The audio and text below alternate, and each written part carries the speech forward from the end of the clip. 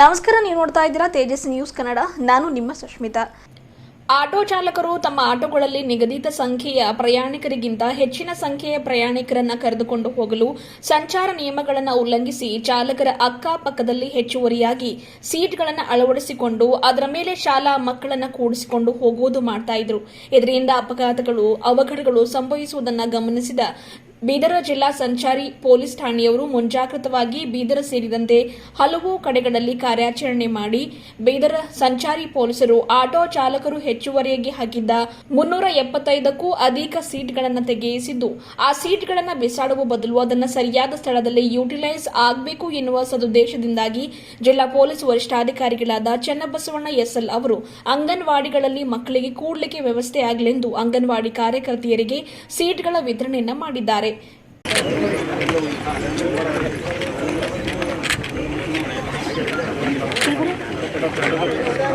ಆಮೇಲೆ ನಿಮ್ಮದು ಎಷ್ಟು ಬೇಕಂತ ಬರ್ಸೋಗಿ ನಮ್ಮ ವೆಹಿಕಲ್ನಲ್ಲಿ ಹಾಕಿಸಿ ನಿಮ್ಮಲ್ಲಿಗೆ ಬಂದು ಹಾಕ್ತಾರೆ. ನೀವೇನು ಮತ್ತೆ ತಗೊಂಡು ಹೋಗೋದು ಕಷ್ಟ ಬೇಡ. ನಿಮಗೆ ಎಷ್ಟು ಬೇಕೋ ಒಳ್ಳೇದಷ್ಟೇ ಹುಡುಕಿ ಇದನ್ನೆಲ್ಲ ನೀಟಾಗಿ ಮಾಡಿ ಕೊಡ್ತಾರೆ.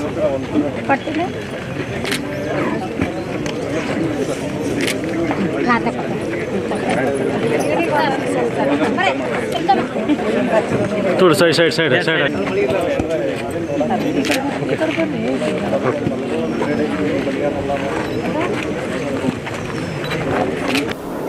ಈ ಟ್ರಾಫಿಕ್ಕಿಗೆ ಸಂಬಂಧಪಟ್ಟಂತೆ ತಮಗೆಲ್ಲ ಗೊತ್ತಿದೆ ಏನಂದರೆ ಸ್ಕೂಲ್ಸ್ಗಳು ರೀಓಪನ್ ಆಗಿದೆ.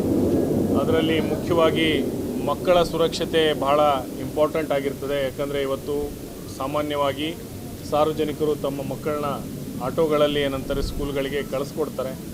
ಆದರೆ ಅವರು ಒಂದನೇದು ಆಟೋದವರಿಗೆ ಏನಂತಂದರೆ ಚೌಕಾಶಿ ಮಾಡಿ ಕಡಿಮೆ ಹಣದಲ್ಲಿ ಕಳಿಸ್ಬೇಕು ಅನ್ನುವಂಥದ್ದು ಪೇರೆಂಟ್ಸ್ದು ಒಂದು ನೋಡ್ತಾರೆ.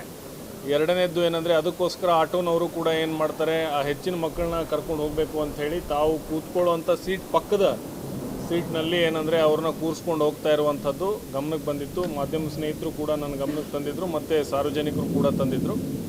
ಈ ಹಿನ್ನೆಲೆಯಲ್ಲಿ ನಾವು ವಿಶೇಷ ಕಾರ್ಯಾಚರಣೆಯನ್ನು ನಾವು ಜಿಲ್ಲೆಯಲ್ಲಿ ಮಾಡಿ ಒಟ್ಟು ಸುಮಾರು 400ರಷ್ಟು ಏನಂತಂದರೆ ಸೀಟ್ಗಳನ್ನು, ಇದರಲ್ಲಿ 375 ಸೀಟ್ಗಳನ್ನು ನಾವು ಏನಂತಂದರೆ ತೆಗೆಸಿ ಅದನ್ನು ಸೀಜರ್ ಮಾಡಿದ್ದೀವಿ. ಮತ್ತು ಆ ವಾಹನಗಳ ಮೇಲೆ ದಂಡ ಕೂಡ ನಾವು ಆಟೋ ಚಾಲಕರಿಗೆ ಹಾಕಿದ್ದೀವಿ. ಮತ್ತು ಇದು ಮುಂಚಿತವಾಗಿ ಕೂಡ ಅವ್ರಿಗೆ ಏನಂದರೆ ಈ ಆಟೋ ಚಾಲಕರುಗಳದ್ದೇ ಏನಂದರೆ ಟ್ರಾಫಿಕ್ ಸ್ಟೇಷನ್ನಿಂದ ಒಂದು ವಾಟ್ಸಪ್ ಗ್ರೂಪ್ ಕ್ರಿಯೇಟ್ ಮಾಡಲಾಗಿದೆ.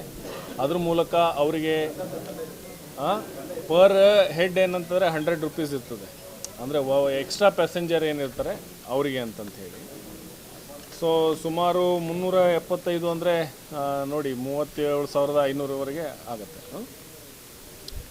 ಸೊ ಅಷ್ಟು ದಂಡ ಏನಂತಾರೆ ವಿಧಿಸ್ತೀವಿ.